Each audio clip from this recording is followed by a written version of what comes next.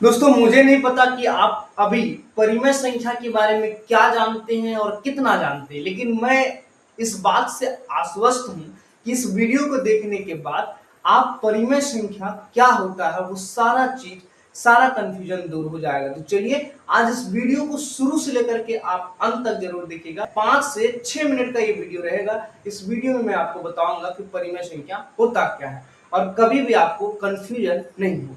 देखिए, अगर परिमेय संख्या की बात करें, जो डेफिनेशन किताब में लिखा हुआ है परिमेय संख्या के बारे में, परिमेय संख्या के बारे में वो ये है कि वैसी संख्या जिसे p बटा q के रूप में लिख सके, जिसे p बटा q के रूप में लिख सके, जहां पर p तथा q पूर्णांक हो, क्या हो, पूर्णांक हो, और q जो है वो 0 के बराबर ना हो। ये चीज रटते आए हैं, ठीक है, ये चीज क्या किए हैं हम लोग, रटते आए। क्या इसका जो है ये जो डेफिनेशन है आपको ये समझ में आया, नहीं आया है आपको समझ में? और एक चीज होता है दशमलव प्रसार को देख करके भी हम लोग यहाँ पे अंदाजा लगाते हैं वो परिमेय है कि अपरिमेय। दशमलव प्रसार, दशमलव प्रसार, इसको भी देख करके, इसको बोलते हैं डेसिमल एक्सपेंशन, डेसिमल एक्सपेंशन,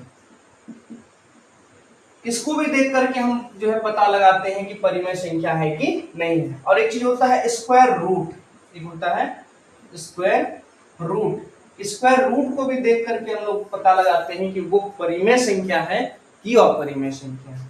अब बात करते हैं तीनों चीज के विषय। जैसे पहला है p बटा q, बट्टा के रूप में लिखना है। p ऊपर वाला उसको अंश बोलते हैं, q नीचे वाला हर बोलते हैं। अब q कभी भी जीरो नहीं होना चाहिए, यानी नीचे जीरो नहीं होना चाहिए, ऊपर होगा तो चलेगा। इसका मतलब कि जीरो है तो जीरो के नीचे कुछ नहीं तो एक है, जीरो के नीचे कुछ नहीं तो एक है, तो यहाँ पे नीचे जो है जीरो नहीं हुआ है, इसका मतलब जीरो परिमेय संख्या, बिल्कुल परिमेय संख्या है, ठीक है, बिल्कुल परिमेय संख्या। क्या -5/-6 परिमेय संख्या है सर? बिल्कुल है। क्यों? क्योंकि p और q पूर्णांक होगा, पूर्णांक माइनस में भी होता है, प्लस में भी होता है, ठीक है, जीरो भी होता है पूर्णांक, लेकिन जीरो ऊपर होना चाहिए, नीचे नहीं, एक ही शर्त है, ठीक है, नीचे नहीं होना चाहिए, ठीक, ये वाला आप समझ गए। अब यहाँ पे दशमलव प्रसार के विषय में थोड़ा सा जानते हैं। दशमलव प्रसार जैसे इसी के हिसाब से चलते हैं, जैसे 0.3 पर बार लगा हुआ, इसका मतलब क्या हुआ, 3 बार रिपीट करेगा, इसका मतलब हुआ 0.3333 डॉट डॉट।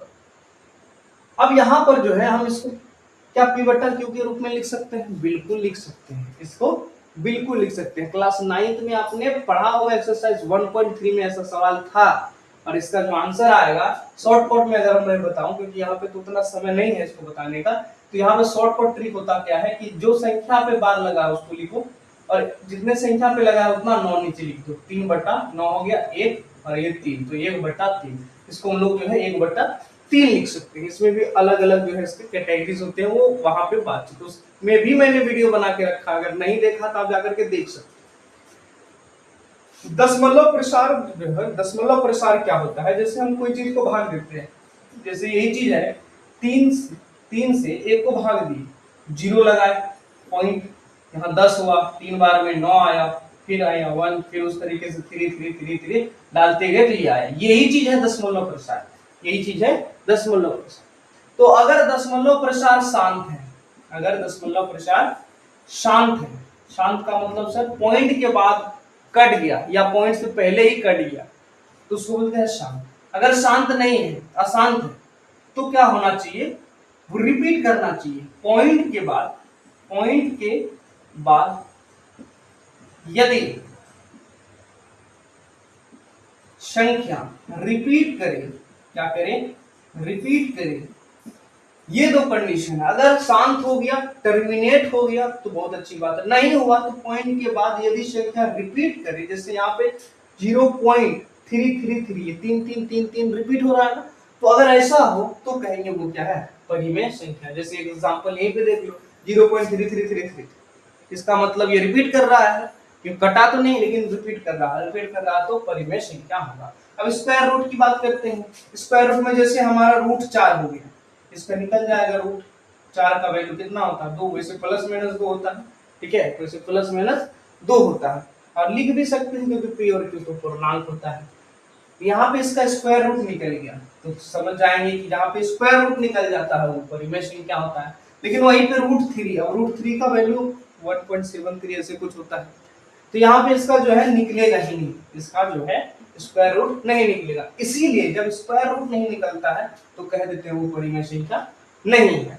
ठीक है, जिससे √5 हो गया, √5 का भी स्क्वायर रूट नहीं निकलेगा तो कह देंगे क्या, ये क्या है, ये परिमेय संख्या नहीं है, ये अपरिमेय संख्या है।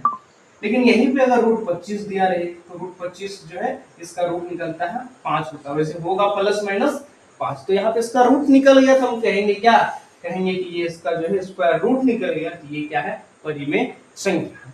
यहीं पे एक बात कर लेते हैं पाई के विषय में भी। पाई क्या चीज होता है, देख पाई का वैल्यू होता है 22/7। अगर आप ये समझ रहे हो कि पाई का वैल्यू 22/7 है तो ये चीज रॉन्ग है। क्या है, रॉन्ग। क्यों सर, आज तक हमने सवाल ही बनाया है। देखो भाई 22/7 जो है ये माना गया मान, माना गया मान, ये एक्चुअल वैल्यू नहीं है, इसको मान लिया गया। इसका एक्चुअल वैल्यू होता है 3.1415 डॉट डॉट डॉट, इस तरीके से चलता है 3.1415 डॉट डॉट डॉट आगे चलेगा। ठीक है, और ना तो ये शांत है ना तो ये रिपीट करता है, इसलिए परिमेय संख्या नहीं है, ये क्या है, अपरिमेय संख्या। क्या पाई 22/7 होता है, नहीं होता। क्या पाई परिमेय संख्या नहीं, क्योंकि इसका वैल्यू 3.1415 डॉट डॉट डॉट, ये रिपीट भी नहीं करता है। लेकिन क्या 22/7 परिमेय नहीं है, बिल्कुल 22/7 परिमेय है, पाई परिमेय नहीं। ठीक है, क्या पाई 22/7 के बराबर है, नहीं है। ठीक है, तो आई होप कि आपको ये जो सारी बातें मैंने आपको बताई परिमेय संख्या से रिलेटेड, सारी चीजें आपको समझ में आई होंगी।